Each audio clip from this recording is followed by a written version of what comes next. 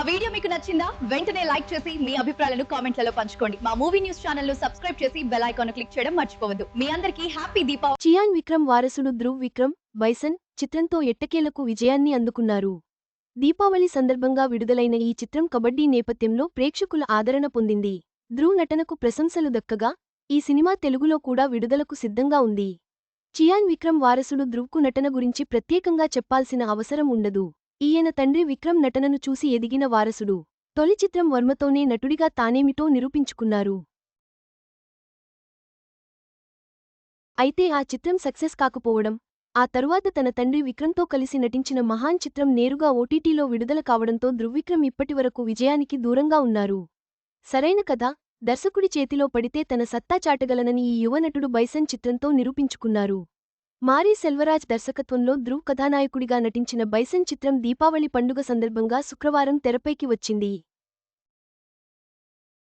కబడ్డీ క్రీడ నేపథ్యంలో యథార్థ సంఘటన ఆధారంగా రూపొందించిన ఈ చిత్రాన్ని దర్శకుడు పా.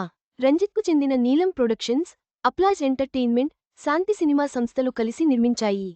ఒక కుగ్రామానికి చెందిన పేద కుర్రాడు అత్యున్నత పురస్కారం అర్జున్ అవార్డును గెలుచుకునే స్థాయికి ఎలా ఎదిగాడు అనే ఇతివృత్తంతో తెరకెక్కిన చిత్రం బైసన్. ఈ చిత్రంలో హీరో అక్కగా రజిషా విజయన్, ఆయన తండ్రిగా పశుపతి, హీరోయిన్గా అనుపమ పరమేశ్వరన్ నటించారు.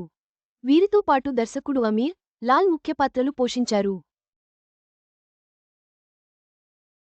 నివాస్ కె. ప్రసన్న సంగీతాన్ని అందించిన ఈ చిత్రంలో ముఖ్యంగా చెప్పుకోవాల్సింది ధ్రువ్ నటన గురించే. ఆయన సహజత్వంగా తన పాత్రలో అంకితమై నటించారు. కొన్ని సన్నివేశాల్లో తన తండ్రి విక్రమ్ను గుర్తు చేశారు. ఈ చిత్రం తెలుగులో కూడా ఇదే టైటిల్తో అక్టోబర్ 24న విడుదల కానుంది. దర్శకుడు మారీ సెల్వరాజ్ గతంలో తెరకెక్కించిన మామన్నన్, కర్ణన్, వాజయ్ చిత్రాలు భారీ విజయాన్ని అందుకున్నాయి. ఇప్పుడు బైసన్ మూవీ కూడా మంచి విజయం సాధించింది. మొత్తంగా ధ్రువ్ విక్రమ్కు బైసన్ ఒక మలుపుగా నిలిచింది. అతని నటన, మారీ సెల్వరాజ్ దర్శకత్వం సినిమా విజయానికి తోడ్పడ్డాయి.